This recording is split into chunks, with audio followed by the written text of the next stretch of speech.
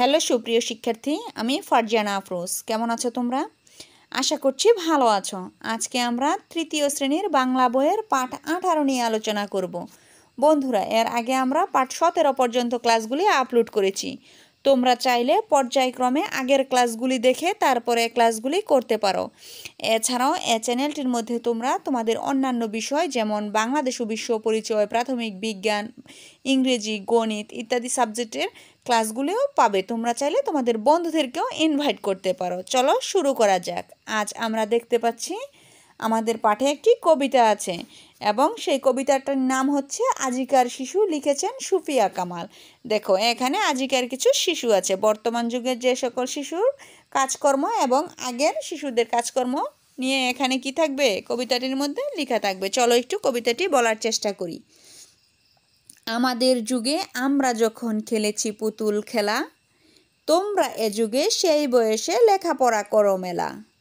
আমরা যখন আকাশের তলে উড়াইয়েছি শুধু ঘুড়ি, তোমরা এখন কলের জাহাজ চালাও গগন জুড়ি। উত্তর মেরু দক্ষিণ মেরু সব তোমাদের জানা, আমরা শুনেছি সেখানে রয়েছে জিন পরি দেওদানা। পাতালপুরীর অজানা কাহিনী তোমরা শোনাও সবে, মেরুতে মেরুতে জানা পরিচয় কেমন করিয়া হবে। তোমাদের ঘরে আলোর অভাব কভু নাহি হবে, আকাশ আলোক ভাদিয়ানি দূর করিবে অন্ধকার। তোমরা আনিবে ফুল ও ফসল পাখি ডাকার রাঙা ভোর, জগৎ করিবে মধুময় প্রাণে প্রাণে বাঁধি প্রীতি ঢোর। বন্ধুরা, এবার কবিতাটির মানে কি একটু বোঝার চেষ্টা করি। আমাদের যুগে আমরা যখন খেলেছি পুতুল খেলা, মানে এটি আগের যুগের কথা বলা হয়েছে। আগের যুগের মানুষে যখন পুতুল খেলা খেলতো তখন সেই বয়সে, এই যুগে তোমরা কি করো, লেখাপড়া করো মেলা। দেখো, এখানে আজকের শিশুরা লেখাপড়ায় চলে যাচ্ছে, এই বয়সে তারা কি করতো, পুতুল খেলা খেলতো। আমরা যখন আকাশের তলে উড়াইয়েছি শুধু ঘুড়ি, তোমরা এখন কলের জাহাজ চালাও গগন জুড়ি। যে বয়সে তারা আকাশে ঘুড়ি উড়াতো, সেই বয়সে এখন ছেলেমেয়েরা কি করে, জাহাজ চালায়, তারপরে বিমান চালায়, হেলিকপ্টার চালায়, এগুলির কথা বলা হয়েছে। উত্তর মেরু মানে উত্তর মেরু হচ্ছে পৃথিবীর উত্তরাংশ এবং দক্ষিণ মেরু হচ্ছে পৃথিবীর দক্ষিণের অংশ। সব তোমাদের জানা, আমরা শুনেছি সেখানে রয়েছে জিন পরি দেওদানা। আগের মানুষে সেখানে কি শুনতো, জিন পরি আছে, দেওদানব আছে, কিন্তু বর্তমানে তারা সেখানে কি করে, তারা সে সকল কিছু জানে যে জিন পরি দেওদানব এসব কিছু তারা আর ভয় পায় না। তারা কি করে, সকল কিছু জানার আগ্রহ, তারা সব কিছু জানে। উত্তর মেরু দক্ষিণ মেরুর মধ্যে কি কি আছে তারা সব জানে। দেখো, তার পরবর্তী লাইনটি হচ্ছে পাতালপুরীর অজানা কাহিনী। পাতালপুরী মানে কি, মাটির নিচের অজানা কাহিনী তোমরা শোনাও সবে, মানে মাটির নিচের অজানা কাহিনীও শোনায়। দেখো, সাগর সমুদ্রে ডুবুরিরা পানির নিচে কি আছে, বর্তমানে ডুব দিয়ে সব কিছু ডুবুরিরা তথ্য পায়, কিন্তু আগের মানুষে সেখানে জিন পরি দেওদানব মেরুতে মেরুতে আছে এগুলি তারা ভাবতো। কিন্তু বর্তমানে অনেক আপডেট ছেলেমেয়েরা পড়াশোনা করে তারা জ্ঞানী হচ্ছে। দেখো, অন্ধকার দূর করছে, মেরুতে মেরুতে জানা পরিচয় কেমন করিয়া হবে। মেরু মানে পৃথিবীর মধ্যে যেসব পরিচয় এগুলা কিভাবে হবে, এগুলি বর্তমান ছেলেমেয়েরা জানায়। তোমাদের ঘরে আলোর অভাব কভু নাহি হবে আর, এর মানে হচ্ছে আলোর অভাব কখনো হবে না, কারণ তারা লেখাপড়া করে। তোমরা এখন কি করো, লেখাপড়া করো, লেখাপড়া করলে অন্ধকার দূর হয়। আকাশ আলোক ভাদিয়ানি দূর করিবে অন্ধকার। তোমরা আনিবে ফুল ফসল পাখি ডাকা রাঙা ভোর, জগৎ করিবে মধুময় প্রাণে প্রাণে বাঁধিবে প্রীতি ঢোর। প্রীতি ঢোর মানে কি, ভালোবাসার বন্ধন। বন্ধুরা, আমরা আশা করছি এবার তোমরা কবিতাটির মর্মার্থ বুঝতে পেরেছ। তো এবার আমরা দেখতে পাচ্ছি এখানে শব্দ শিখি। গগন আকাশ, কাহিনী গল্প বা ঘটনা। ঘরের ভিতর থেকে শব্দ নিয়ে খালি জায়গা পূরণ করে বাক্য বলি লিখি। এখানে আমরা ঘরের ভিতর কিছু শব্দ দেখতে পাচ্ছি, সেগুলো হচ্ছে প্রীতি, ঘুড়ি, শরীর, পাখি। এগুলি কি করব, আমরা যথোপযুক্ত স্থানে আমরা বসিয়ে বাক্যটি সম্পন্ন করব। তোমাদের সুবিধার জন্য আমি এটি করে রেখেছি। দেখো, আমাদের প্রথম বাক্যটি আমরা কিভাবে তৈরি করেছি, শিশুরা আকাশে ঘুড়ি উড়াচ্ছে, আমরা এই শব্দটি এখানে বসিয়ে দিলাম। তারপরেরটি নিয়েছি আমরা শরীর ভালো থাকলে মন ভালো থাকে। তোমাদের বইতে একটি টাইপিং মিস্টেক ছিল, শরীর ভালো থাকলে মন ভালো থাকে। তাহলে এখানে আমরা শরীর বসিয়ে দিলাম। প্রীতি ও শুভেচ্ছা রইল, প্রীতি আমরা এখানে বসিয়ে দিলাম। পরবর্তীটি লিখলাম আমরা ভোরে পাখি ডাকে।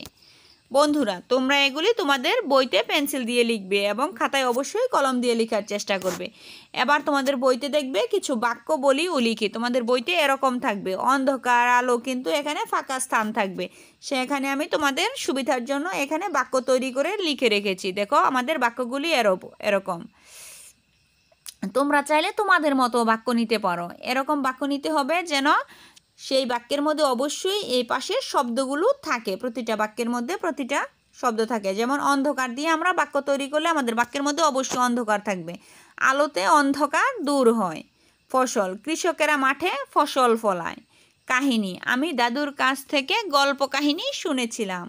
পরিচয়, আমাদের সকলের পরিচয় আছে। তোমরা চাইলে অন্যরকম বাক্য নিতে পারো। তারপর আমরা দেখতে পাচ্ছি আগের চরণটি বলি ও লিখি। তোমাদের এ চরণটি এখানে ফাঁকা থাকবে।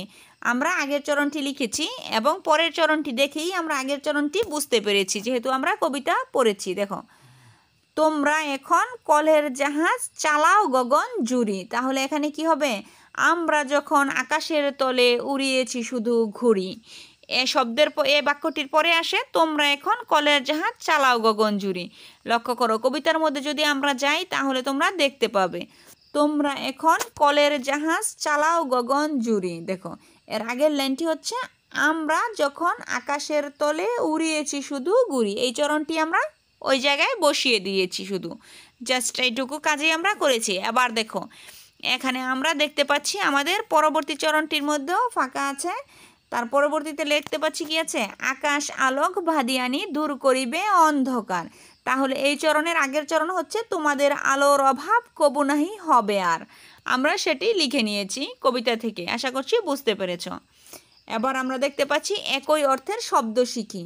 যুগ মানে কি? কাল অথবা আমল, তোমরা যে কোনো একটি বলতে পারো। গগন আকাশ, আলো কিরণ, অন্ধকার আধার, জগৎ পৃথিবী।